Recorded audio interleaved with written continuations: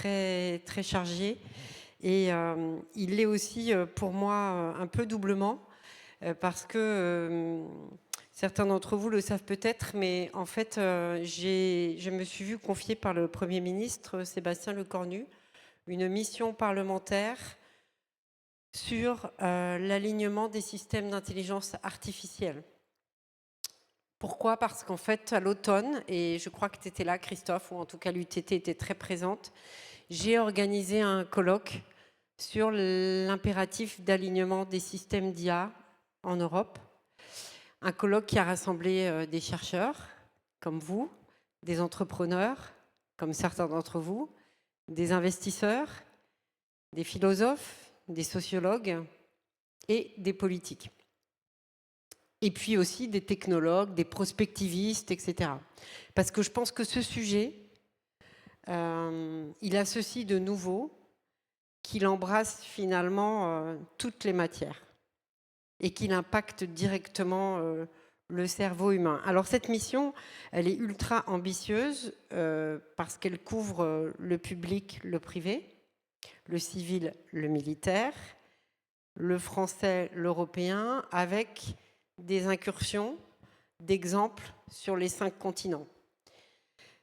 Alors c'est une tâche immense. Je n'ai pas de moyens particuliers mis à ma disposition pour la mener à bien. Et donc je me suis inspirée déjà de ce qu'on a fait et des actes de ce colloque. Et à l'issue de ce colloque, j'avais déposé une proposition de résolution européenne pour faire en sorte que l'Europe s'entende sur qu'est-ce qu'on considère comme une IA alignée, un système d'IA aligné, nous, Européens. Alors évidemment, ça embrasse une partie du RSS qui est dans le RIA, etc. Mais ça va au-delà de ça. Je pense qu'il faut que ça aille au-delà de ça, parce que toutes les technologies impactent, toutes les technologies apportent des bouleversements. Là, je pense qu'on est dans une technologie qui a ceci de particulier que, évidemment, elle a une croissance exponentielle, c'est pas à vous que je vais le dire. Elle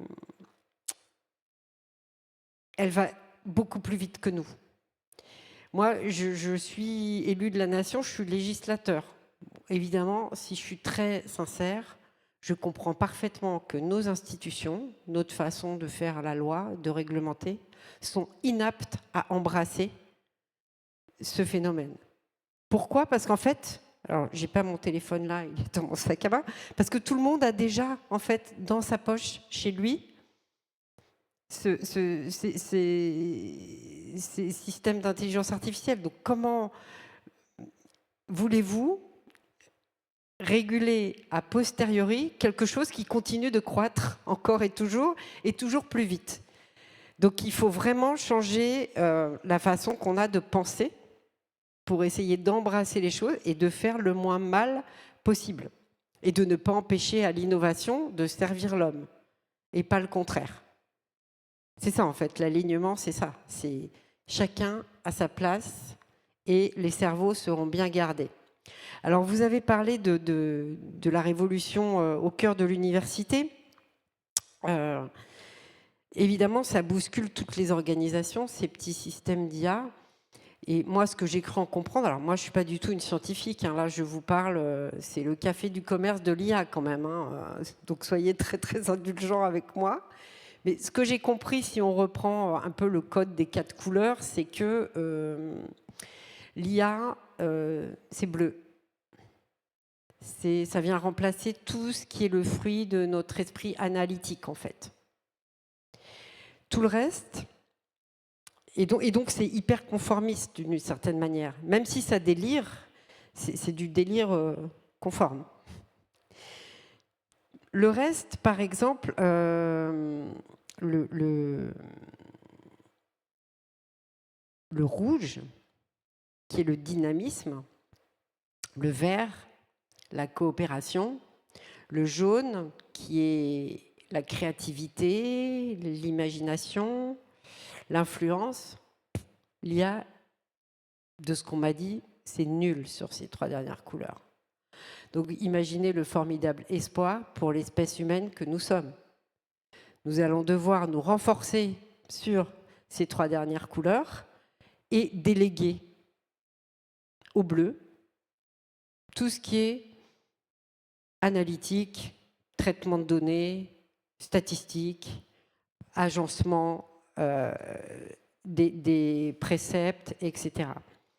Alors, au gré de ce rapport, là j'ai auditionné un peu plus d'une centaine de personnes, alors des gens très différents, des philosophes anti-IA, totalement, des sociologues, des chercheurs de l'INRIA, des Mistral, des Bengio, donc, enfin, j'ai un privilège énorme parce qu'effectivement, j'arrive à faire une photographie de un peu l'état du savoir en train de continuer à s'incrémenter à chaque instant. Qu'est-ce que j'en déduis déjà? Enfin, quelles sont les pistes de réflexion en tant qu'homme politique, femme politique, ça génère chez moi? Je pense que nous avons en France et en Europe un momentum pour essayer d'éviter ce qu'on a complètement raté dans la révolution numérique. Ce momentum, il faut qu'on fasse hyper attention. On ne le saisira pas, on ne s'emparera pas de cette opportunité si on fait ce qu'on fait toujours, c'est-à-dire singer les Américains. Il faut arrêter de copier-coller les Américains. On n'est pas Américains, en fait. Et tant mieux, d'une certaine manière, sur un certain nombre de sujets. Il faut qu'on soit nous-mêmes. Et donc, il faut essayer de trouver... C'est très difficile de savoir qui on est soi-même. Mais en tout cas, il faut que l'Europe, et la France dans l'Europe, dégage. En fait, c'est quoi notre histoire? C'est quoi notre culture? C'est quoi les choses qu'on a chevillées au corps et sur lesquelles on ne cédera pas? 1 mètre carré de terrain, 1 centimètre carré de terrain, 1 millimètre carré de terrain. Une fois qu'on a fait un peu cet exercice, le momentum, je pense, il est là. C'est-à-dire qu'on peut développer une doctrine française et européenne de l'IA alignée, en fait. Pour moi, ça doit articuler la robustesse technique. J'ai bien dit la robustesse, plus que la performance. On a accueilli Olivier Hamon il n'y a pas longtemps sur cette scène même. C'est un peu ça qui est en balance. Les exigences démocratiques, évidemment. Et puis la maîtrise des dépendances critiques. Et enfin, encore une variante de la robustesse, une forme de résilience collective, en fait. Il faut qu'on acte du fait que cette rupture technologique, qui est le fait des systèmes d'IA, elle est systémique.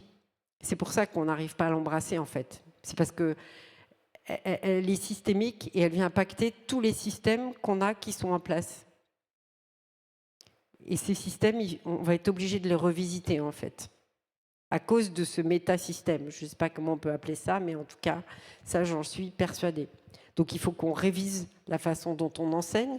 C'est ce que vous êtes en train de discuter ici. Il faut qu'on révise la façon dont on évalue. Et puis, il faut qu'on révise la façon dont on fait des politiques publiques. Parce que, je veux dire, on ne peut pas rester dans un bocal avec le doigt sur pause en pensant que le temps s'arrête et qu'on va pouvoir fonctionner comme au XXe siècle. De toute façon, enfin, vous avez vu ce qu'on a vécu ces derniers jours.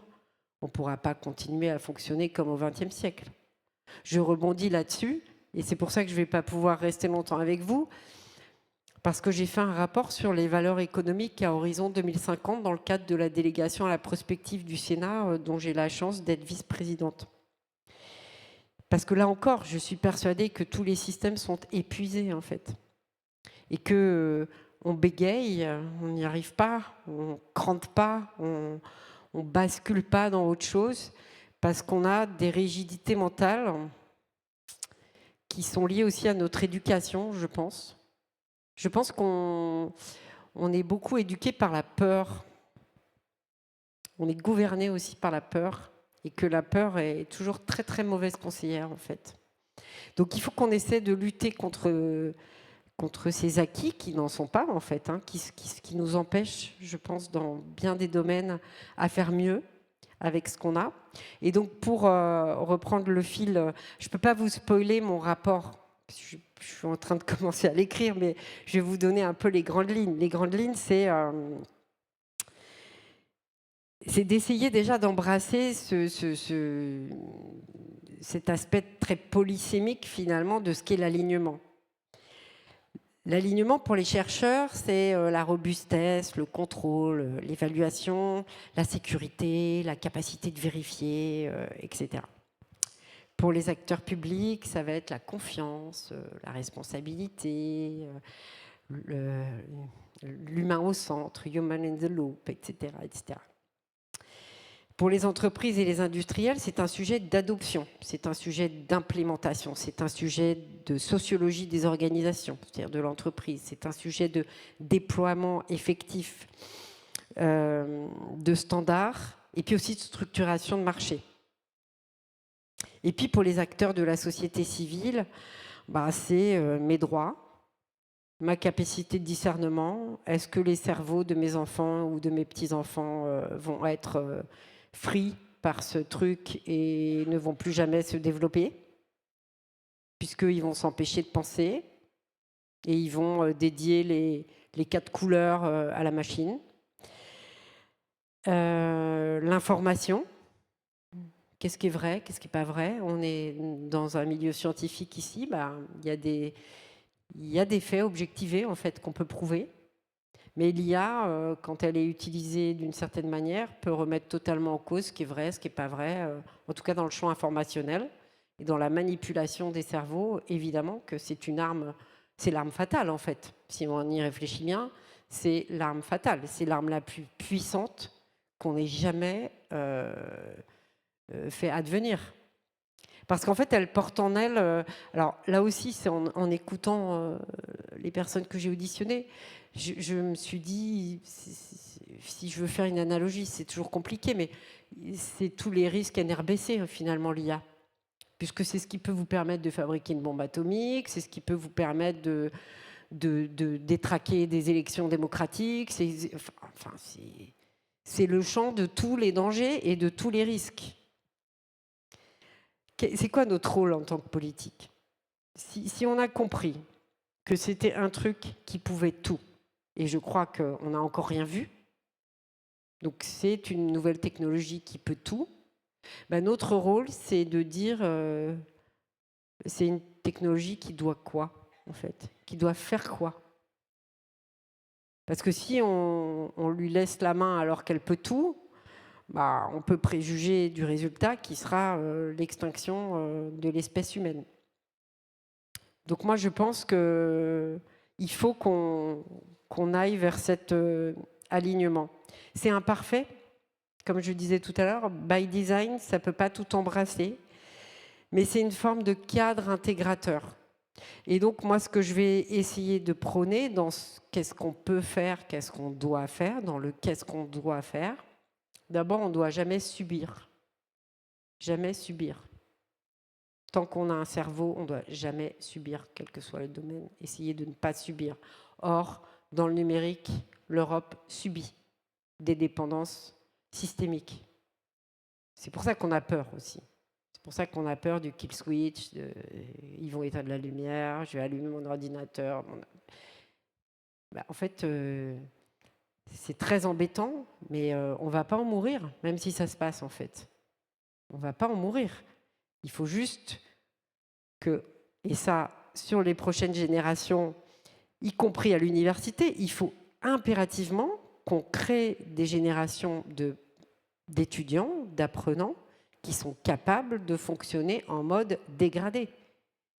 Il faut intégrer dans les formations la capacité des jeunes gens à pouvoir se débrouiller sans ça, en fait. Parce qu'avant ça, on a quand même opéré, rendu justice, fait la loi.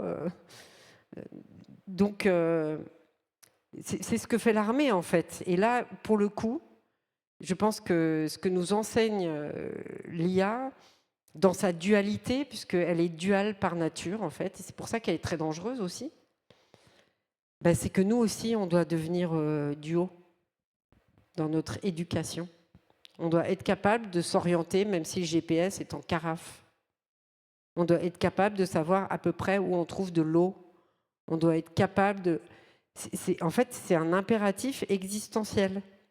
Si on veut continuer à considérer qu'on est une espèce digne de vie sur cette terre, en fait. C'est aussi bête que cela. Donc moi, ce que je vais prôner, c'est une IA alignée. Ce que je vais prôner, c'est quand même aussi de désanthropomiser, c'est pas très beau, mais voilà, les systèmes d'IA. Parce qu'évidemment, moi je suis vieille, donc j'ai connu l'avant Internet, tout ça, donc je vois bien, je me dis, bon, c'est une nouvelle technologie qui arrive, etc. Là, il faut qu'on pense, il y a eu les digital natives, là, il va y avoir les AI natives. Alors eux, ça va être quand même très difficile de leur expliquer un certain nombre de choses, en fait. Pensez aux bébés qui naissent aujourd'hui, le monde dans lequel ils vont grandir va être à 90% différent de celui dans lequel une personne de mon âge a grandi. Et donc, c'est de laisser déjà les cerveaux se former. Parce que ça, moi, je ne suis pas biologiste, mais j'ai cru comprendre de ce que je lis que jusqu'à après, même après 25 ans, le cerveau est encore en train de se conformer. Donc, ce que je pense, c'est que il faut que ces jeunes générations sachent faire la différence entre une machine, un système d'IA, et un humain. Et que si on ne prend pas garde à le spécifier, naturellement, tout ça à la frontière, elle va se brouiller très très très vite en fait.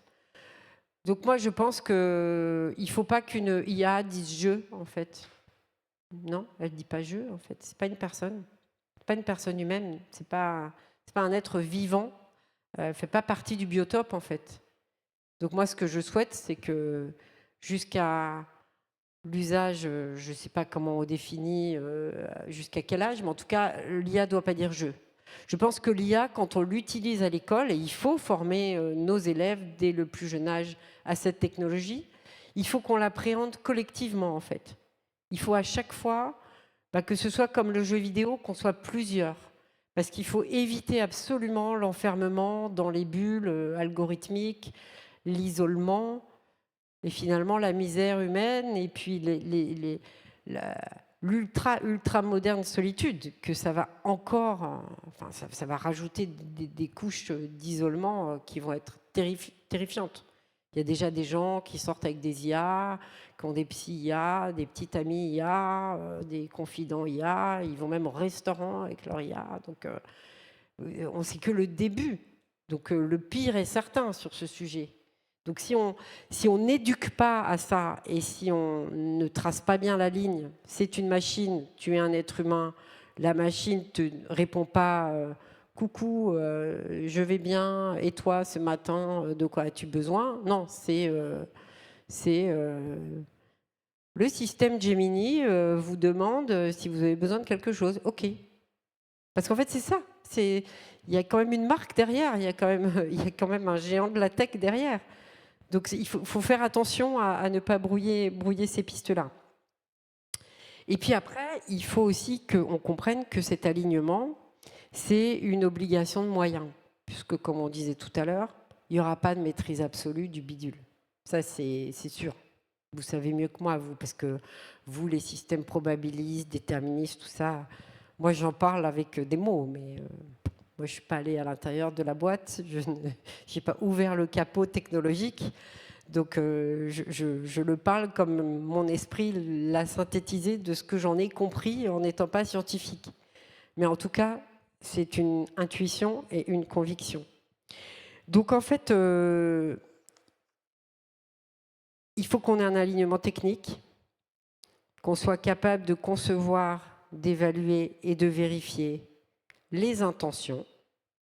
L'intention, c'est un peu, c'est le prompt en fait. C'est qu'est-ce que j'attends de la machine? Comme quand vous donnez, vous savez, une procuration à quelqu'un, vous lui dites je te donne mandat de faire ci à tel moment. C'est pareil en fait. Parce qu'en fait, vous déléguez votre consentement. Et pour moi, qui suis juriste, pour le coup, ça, là-dessus, j'ai un peu d'expertise. Bah, en fait, quand vous déléguez votre consentement, c'est dans une finalité précise, avec un périmètre précis. Mais vous n'avez pas envie que la personne à qui vous avez donné tel pouvoir fasse n'importe quoi en votre nom, en fait. Absolument pas. Et pour moi, c'est la même chose. Ensuite, il faut un alignement normatif. Il faut modéliser les valeurs et les responsabilités. Les responsabilités face au risque. Parce que, on l'a vu, d'ailleurs, il commence à y avoir de la jurisprudence, il y a des risques qui commencent à produire des dommages. Qui est responsable dans cette chaîne ? Nos valeurs, c'est quoi ? C'est de comprendre en fait comment ça fonctionne, comment on accède, comment on s'assure qu'il y a toujours du discernement et de l'esprit critique. Ça, on l'a si on a une capacité à vérifier, à contester et à arbitrer en fait et à décider. Et puis enfin, c'est un alignement systémique qui va nous permettre d'hybrider nos dépendances critiques pour essayer de mieux les maîtriser. Et ça, c'est les intérêts, en fait. Donc, il y a les intentions, les valeurs, les intérêts. Voilà un peu pour moi les 3 piliers de l'alignement. Une obligation de moyens renforcée selon le risque réel. Il est évident que plus on va être dans des secteurs ultra critiques, plus il va falloir qu'on soit ultra exigeant et qu'on tende vers l'obligation de résultat qui est inatteignable. Et puis quand on est dans des domaines qui ne sont pas critiques, c'est pas la peine de prendre un maillet pour écraser un moustique. Ça sert à rien en fait. Donc ce qui se dessine quand même dans les préconisations, sans spoiler la conclusion du rapport, c'est que je pense que, je reviens à mes prolégomènes, que si on veut être nous-mêmes, respecter notre ADN, notre culture, notre histoire, le positionnement qui peut être le nôtre, c'est d'abord de consolider l'existant plutôt que de l'empiler, et puis d'avoir une approche finalement frugale de l'IA. C'est-à-dire, l'IA c'est bien si c'est à notre service, et si c'est la juste IA au bon endroit, pour le bon usage, avec la moindre consommation de nos ressources. Et quand je dis ressources, ce sont évidemment nos ressources finies, nos ressources naturelles, notre énergie, notre eau, etc. Mais c'est aussi nos ressources mentales, en fait. C'est aussi nos ressources mentales.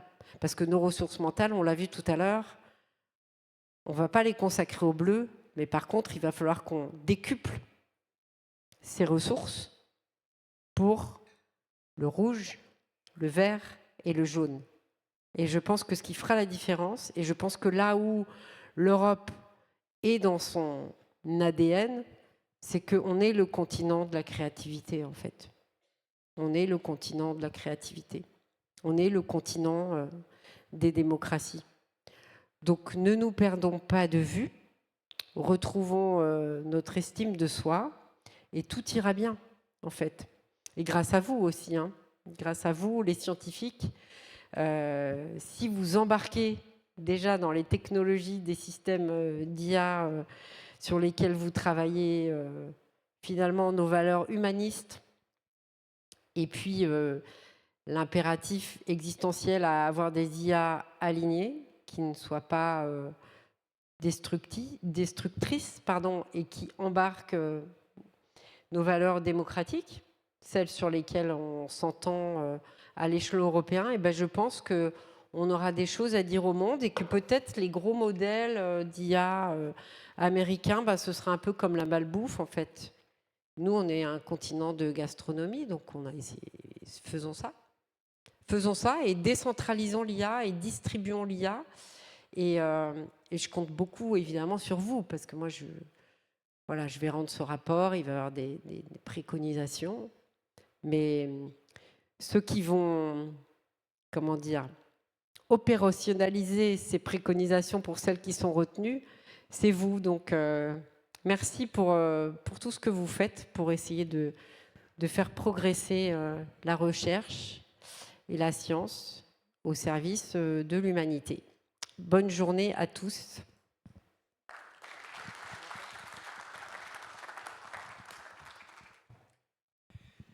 Merci beaucoup. Il y a peut-être des questions. Je ne sais pas si on a le temps pour quelques questions.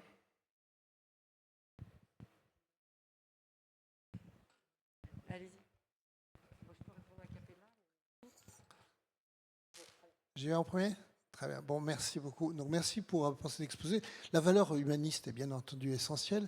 Et ce que, en tout cas, j'observe, mais je ne dois vraiment pas être le seul, c'est que notre grosse difficulté pour faire passer ces valeurs humanistes, et l'éducation est un exemple, la recherche est un exemple, les secteurs dans lesquels on est ne sont que d'une accumulation d'exemples, c'est qu'en réalité, l'IA vient accompagner d'une marchandisation extraordinaire et qu'on lutte mal contre la marchandisation, y compris intellectuellement. D'accord ? Y compris intellectuellement, parce que finalement, quand quelque chose se transforme en marché, la logique du marché est, on dit, implacable. Mais en fait, elle est implacable, y compris intellectuellement. C'est-à-dire on a du mal à comme ça, casser cette logique du marché sans soudainement tomber dans un excès d'un autre temps. Probablement d'un autre temps. Et pourtant, il faut la casser. Et est-ce que là, il n'y a pas des pistes ? Parce que sinon, de toute façon, on ne peut pas lutter. On l'a vu hier dans un débat. J'avais très envie de rentrer dans l'art, comme on dit, dans des intervenants qui nous expliquaient finalement que l'éducation était un marché. D'accord ? Ou c'était à peu près ça. Et en fait, ça ne l'est pas. Mais vous rentrez... Donc il faut démarchandiser un certain nombre de choses. Sinon, le débat ne peut pas se faire. Merci beaucoup. Je pense que vous avez tout à fait raison. En fait... ces systèmes d'IA, ils opèrent une migration déjà entre le monde numérique, qui était celui, on l'avait vu, de l'économie de l'attention. Les systèmes d'IA, j'ai bien le sentiment qu'on est en train de migrer vers l'économie de la relation, en fait. C'est-à-dire que ça vient interfacer... y compris les relations interpersonnelles entre les humains. C'est ça le truc nouveau, je trouve. C'est-à-dire que c'est plus homme-machine, interface, blabla. Ça vient s'interfacer. C'est là où il y a un risque aussi ontologique très important. Alors oui, mais j'ai envie de dire, vous savez, enfin, bon, moi je suis aussi une rêveuse, hein, donc tant mieux, j'ai toutes mes chances dans ce monde d'IA.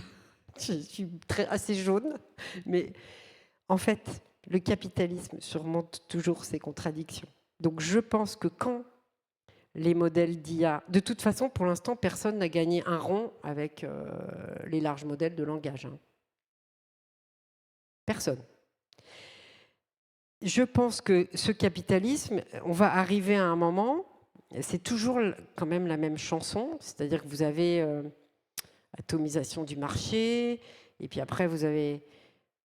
comment dire, une reconsolidation du marché. Et puis, il y a un moment où, vous avez raison, cette marchandisation, elle est là pour faire de l'acquisition client. Donc, en fait, elle vient essayer de conquérir tous ces cerveaux pour en faire des consommateurs. Et vas-y, au début, je fais juste un prompt parce que je culpabilise, parce qu'on m'a dit que c'était l'équivalent d'une douche. OK. Puis maintenant, la plupart des gens font, je ne sais pas combien de centaines de prompts par jour, ils ne culpabilisent plus. Et donc, c'est gagné pour les gamams, c'est gagné. Mais il y a un moment, il faut quand même un modèle économique. Quand je disais ça ne gagne pas un rond, c'est-à-dire qu'il y a un moment, on va vous faire payer. Vous allez voir. Alors, les riches vont payer, les grosses boîtes vont pouvoir se payer des modèles premium, pas biaisés, hyper smart et tout. Et puis il y aura le lumpen de l'IA. Et le lumpen, en fait, lui, il va bouffer de la pub, mais alors je pense qu'on n'a encore rien vu. Et donc c'est comme ça, en fait, Mais finalement, est-ce que ça, c'est pas déjà un modèle auquel on est habitué et qu'on arrive à discriminer d'une certaine manière ? Vous ne pensez pas ? Alors moi, je pense que si on éduque à ça, c'est-à-dire dès les plus jeunes âges, dans les petites classes, et qu'on se bat pour développer l'esprit critique, on se bat pour montrer que quand c'est gratuit, c'est toi le produit, on se bat pour tracer des lignes. Je pense qu'on peut lutter contre cette vague. J'en suis pas intimement convaincue, mais je pense parce qu'en plus, vous voyez, il y a quand même quelque chose. Si on reste quand même des productions désirantes et qu'on garde un imaginaire humain, on n'a vraiment pas envie de ça, en fait. On n'a pas envie de ça. Alors après, le risque, c'est si la majorité de la population n'est pas éduquée, sensibilisée à ça, c'est qu'on aura une population de zombies, comme on a de plus en plus de gens obèses à cause de la malbouffe, des sodas, etc. En fait, c'est le risque. C'est ce risque-là auquel on s'expose dans cette révolution technologique. Mais bon, je n'ai pas réponse à votre question. Je vous fais part de...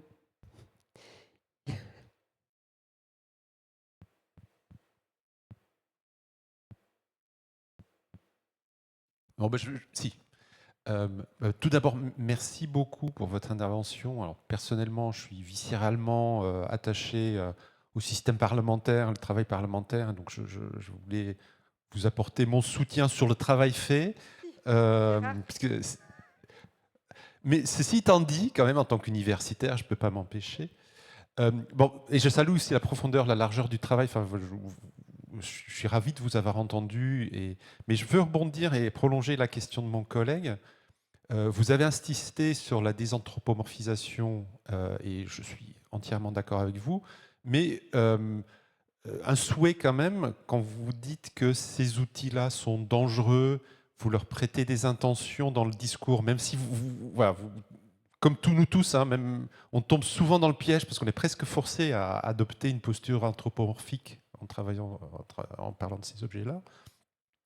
Je pense qu'il est important, et ça prolonge la question de mon collègue, de ne pas prêter des intentions aux IA, mais prêter des intentions aux opérateurs de ces IA, aux producteurs de ces IA, aux entités qui nous les produisent et nous les font utiliser.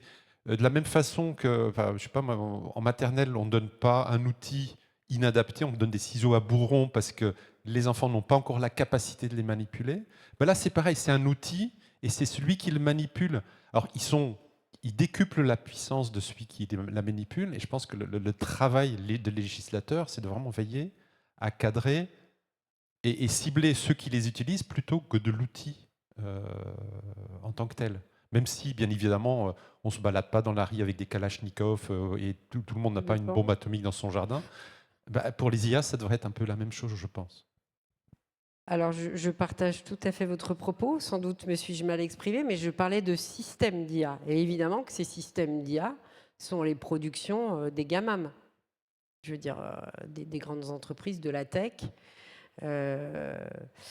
Et donc, évidemment, mais ça reboucle avec ce que disait monsieur, c'est des grands techno-capitalistes qui sont derrière ces systèmes d'IA.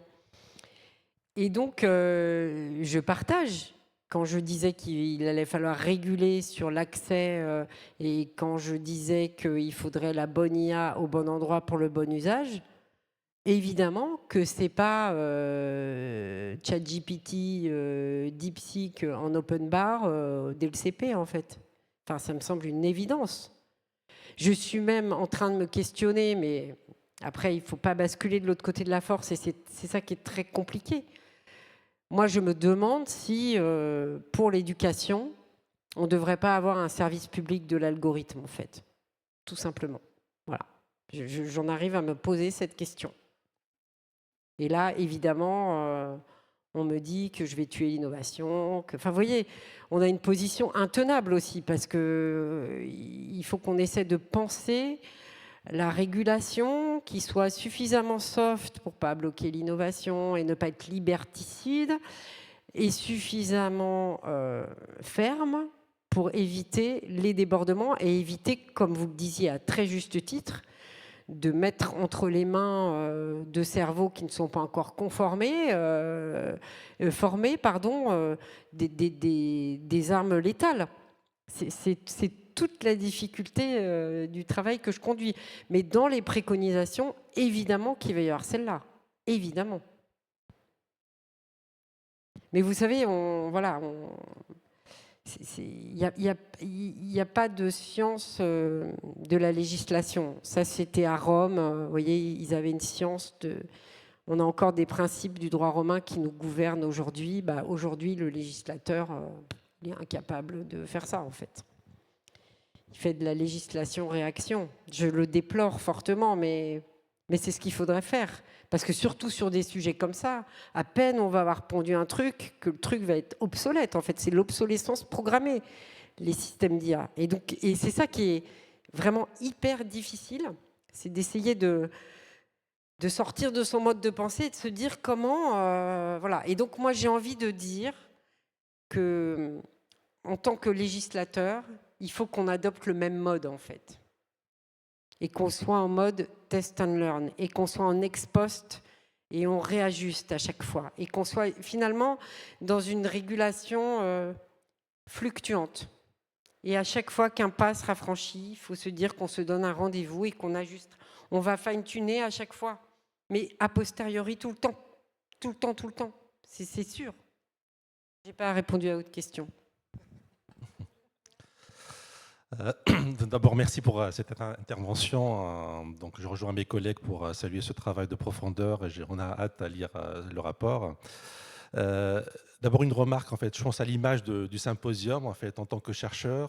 Toujours, lorsqu'on arrive dans des conférences, on arrive avec des réponses et c'est la première fois que je me rends compte que, comme dans le symposium, on a plus de questions que de réponses. Alors, ça veut dire qu'on fait de la philosophie, c'est une très bonne nouvelle. Donc, vous avez bien en fait qualifié cette dimension de collectif. Je pense que c'est très important. Donc, la question qui va être résolue collectivement. Donc, nous avons espoir. Donc, qu'au niveau français, en fait, donc vous allez proposer une stratégie, mais qu'en est-il de l'aspect international? Donc, on sait bien qu'on ne peut pas résoudre cette question de manière uniquement au niveau français. Je pense fort impossible. Est-ce qu'il y a en fait une stratégie pour voir qu'en est-il en fait, comment je ne sais pas, inclure en fait les autres pays ou avoir en fait une dimension internationale à cette stratégie?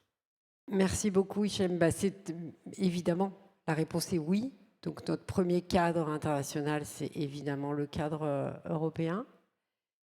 Mais dans mes préconisations, je pense que je vais appeler à une coalition des alignés.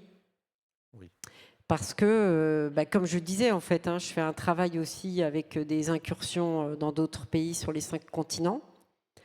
Par exemple, nos amis indiens, ils ont la même conception. Ils ont développé un principe de AI for all. Donc, cette IA, elle doit servir le bien public, en fait. Et c'est ça, en fait, qu'on doit avoir chevillé à l'esprit quand on intervient dans la sphère publique. Et en fait, la très bonne nouvelle, vois-tu, c'est qu'il y a beaucoup de pays qui sont comme ça. Le Canada, l'Inde, la Corée du Sud, le Japon, l'Afrique. Il y a beaucoup de pays d'Afrique, le Maroc, par exemple. Donc, en fait, moi, je vais faire une espèce d'appel. Je cherche appel à réveil. C'est pas très beau en français, mais tu vois ce que je veux dire. Des alignés, c'est-à-dire de ceux qui veulent que ces systèmes d'IA soient au service du bien commun, du bien public déjà dans leur propre pays, et puis ensuite du bien commun qui nous transcende, qui est le bien commun de l'humanité en fait. Mais pour aller jusqu'au bout de ta question, évidemment qu'il faudra que ce soit, et l'ONU commence à s'en emparer, etc. En fait, évidemment que c'est un sujet d'organisation internationale. À l'instar de l'OMC, alors peut-être je ne verrai pas de mon vivant, mais il y aura évidemment une organisation mondiale des systèmes d'IA. C'est une évidence. En tout cas, s'il y a assez de pays conscients de la nécessité de ne pas flinguer la planète, cette organisation internationale verra le jour. Et je vous engage à lire une BD qui a été faite par Flavien Chervet, qui s'appelle Hello. Flavien a pas mal écrit, il est prospectiviste, il a pas mal écrit sur les systèmes d'IA. Et justement, dans sa BD, il se projette dans la création de cette institution internationale, en fait. Donc oui, triple oui. Y a-t-il d'autres questions?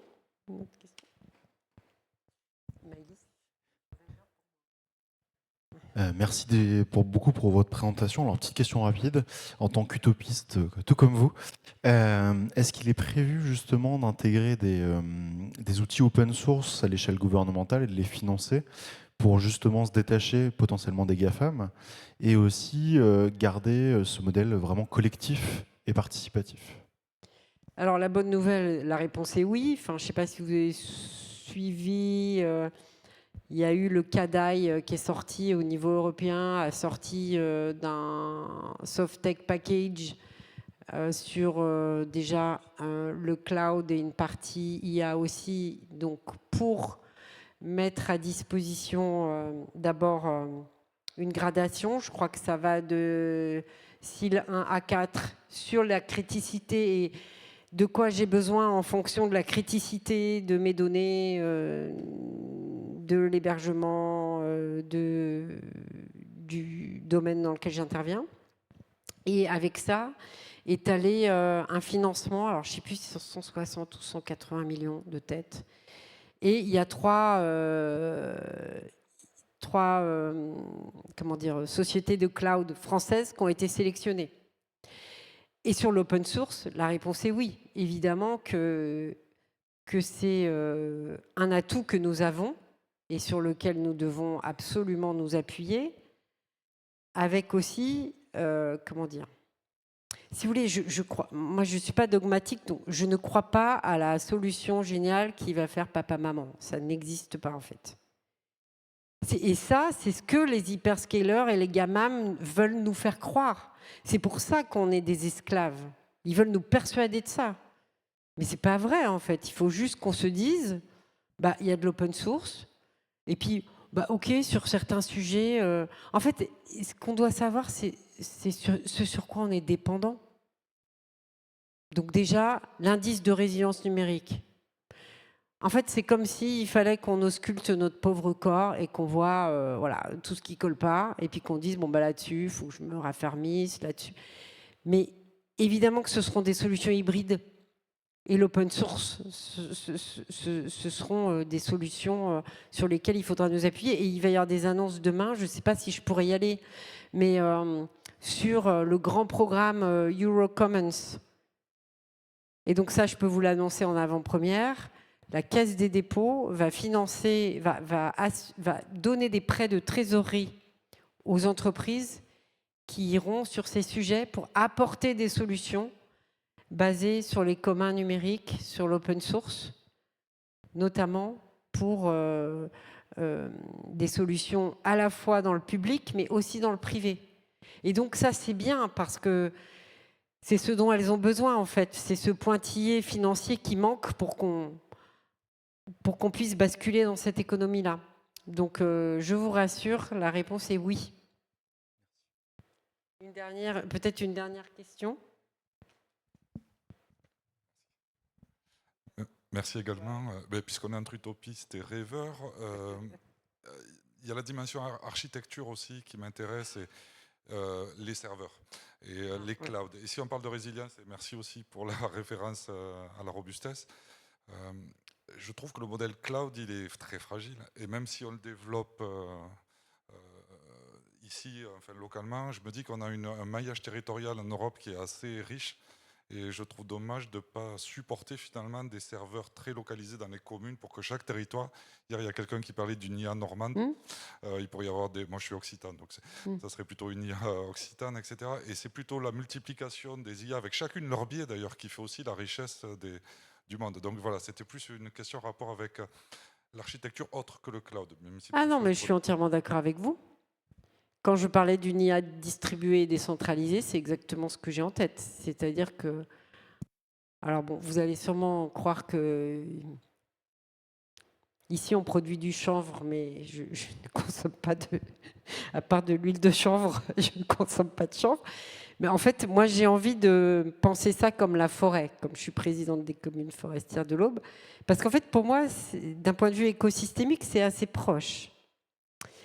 Et la forêt, vous savez, c'est un écosystème absolument génial. D'abord, on voit juste ce qui surface, Mais dessous, il y a plein de trucs qui se passent. Et dessous, c'est un écosystème totalement distribué où le manque de l'un est comblé par la suffisance de l'autre. Et en fait, pour moi, sur ce sujet des systèmes d'IA, sur le volet infra, c'est exactement comme ça qu'il faut qu'on raisonne. Donc c'est exactement ce que vous dites. C'est-à-dire que pour moi, il faut partir. Si on veut être dans cette smart AI, parce que pour moi, c'est ça, la marque européenne, c'est smart AI, parce qu'on est smart et qu'on ne veut pas plus que ce dont on a besoin et qu'on ne veut pas du truc pas bon qui finit dans la poubelle, ça ne nous intéresse pas. Et bien en fait, partir du besoin et partir de l'échelle du besoin, de la plus petite maille. Et donc, ça vient conforter votre modèle. Ce sera une partie aussi des préconisations du rapport. En fait, vous avez fait le rapport. Hein. Entre le pape et vous, moi, je vais repartir vraiment rassénéré parce que, en tout cas, dans ma tête, les échanges que nous avons, et je vous en remercie, ça vient aussi clarifier, valider, invalider. Mais en tout cas, ça me donne matière à penser et à peaufiner un peu ce qu'on va dire.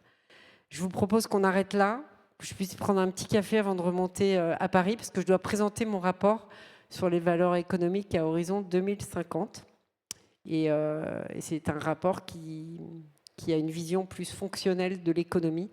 Donc, ce n'est pas complètement décorrélé de notre discussion, mais on en reparlera une autre fois, si vous voulez bien. En tout cas, au revoir et merci à toutes et tous. Un grand merci. Merci. Voilà, je crois qu'il est prévu une pause. Voilà. Et puis on reprend ensuite. Je vois que Francis est arrivé. Bonjour Francis.